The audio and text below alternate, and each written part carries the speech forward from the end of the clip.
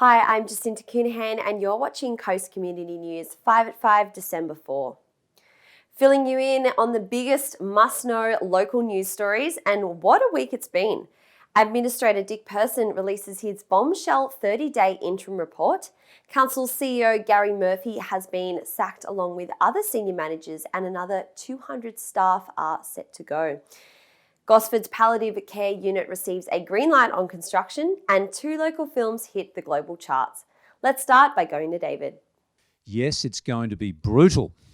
Central Coast Council Administrator Mr. Dick Person delivered his 30-day interim report at an extraordinary meeting of Council on Wednesday. To say it was a proverbial bombshell is not overstating the analysis. We decided to speak directly with the Administrator himself, as well as Government MP Adam Crouch and Opposition MP David Harris, about their take on this amazing document. The merger has not caused this problem. What's caused this problem is misuse, unlawful use of the restricted reserves, and the councillors forming a view that they had lots of money to spend, which they didn't, on capital works particularly, but also expanded operations. And then, once the problem emerged, in my view, clearly, that there was going to be significant budget overruns in last financial year, the actions taken were too slow and too little. One of the core jobs of an elected body, as the governing body of an organisation, is financial management. When the government merged councils and made 15-member boards, people like myself who've been around a little while shook our heads and thought, that's not going to work. And it hasn't in a number of places. This council has become bitterly divided.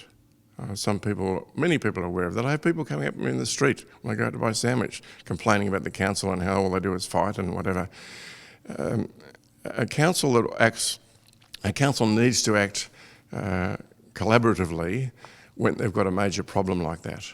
Look, obviously the state government were frustrated in the extreme in the first place, which is why Minister Hancock appointed Mr. Person and Mr. Hart to do exactly what they've done. And look, we could have had no better person than Dick and Rick to go through and analyse what went wrong at Central Coast Council. And like you and all the other ratepayers on the Central Coast, I'm appalled at what I've seen. I've had a look at the report, and I think that's massively understating the impact that's had on the operation of this council. If you have a look at his figures in his conclusion, you can see that $317 million is actually a carryover of debt from the old Wyong and Gosford council. So before this council even was set up, it already had $317 million worth of debt. We then know that that staff had been unlawfully using restricted funds to the tune of $200 million, and that was to pay for infrastructure. We know that the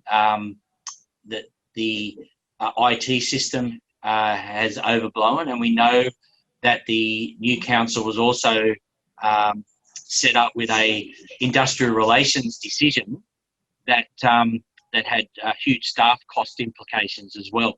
So before these councillors were even elected, before we had the chance to vote to set up and have the new Central Coast Council, there was a lot of stuff that was actually brought as legacies forward from the 2 previous councils. Now on to more jollier news. One of the most joyful times of the year is right on our doorstep. The month of Christmas is here, and the Central Coast Council were helping to decorate the region with lights and trees. And for the first time, there'll be an augmented reality Christmas photo experience, which includes finding a QR code signs at the Memorial Park in the entrance, Kibble Park in Gosford, the Village Green at Toukley, and the Foreshore and Woy Woy Oval. What does augmented reality mean? Well, your guess is as good as mine, so from tomorrow, head to one of these locations, check it out, and send us a photo. Construction has begun on the long-awaited palliative care unit at Gosford Hospital, aka Elsie's Retreat. Parliament Secretary for the Central Coast, Adam Crouch, said this about the announcement. We've reached another milestone for the dedicated palliative care unit with Tuggerah-based Collaborative Construction Solutions, who'll be doing all of the construction work, the demolition and the rebuild at Gosford Hospital. And I think one of the wonderful parts about this is it's the old maternity ward in Gosford Hospital, which is being refurbed into our palliative care unit. And I've got to say, we were there today. It is one of the best locations, a ton of natural light. It's also one of the few parts of the old hospital that has outdoor access. So there's a balcony, an outdoor area for people to relax, and you can feel the excitement building over at the hospital. Working closer to home has been a major social change during the pandemic. CCN held a webinar to discuss the phenomenon earlier this week. Gosford MP Liesl Tesch was there to present her recent survey, together with Smart Work Hub founders Damien Wild from Nexus Smart Hub in Wyong and Mel Archer from The Foundry. As a result of COVID and our work from home movement, or the shift that's taken place with the health orders, we've now got a lot of our main streets in our town centres of having little economic booms. 62% said that they didn't want to be working at company offices, and 79% enjoyed working from home of the survey results. The PSA, the Public Sector Association, has just released a report as well about what women want, and their top thing is flexible work. So we're shifting the concept from work from home into the concept of flexible work, because realistically my respondents and the PSA respondents and the Deloitte survey respondents are indicating that they want a mixed balance of maybe some in the town and some at home. Since COVID, I think probably half the membership in here are commuters, whereas previous to that, I think I've maybe had one or two. But it's been a big shift. Yeah, as Damien said, people that employers were really resisting the remote work idea, even though commuters were really wanting it. And now let's cross to Hayley, who's an avid fan of cricket. Ain't that right, Hayley? Yes, JC. We are starting off on the cricket pitch today, where the Central Coast team has made history, beating Newcastle for the first time.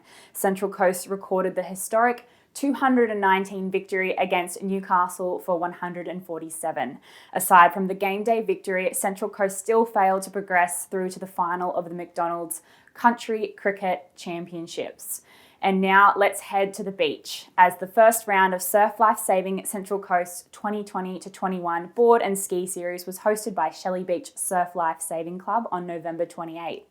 The fun annual series gives competitors an opportunity to dust off their boards and brush up on their skills. The only titles awarded on the day are King and Queen of the Beach, which are decided in a dash for cash.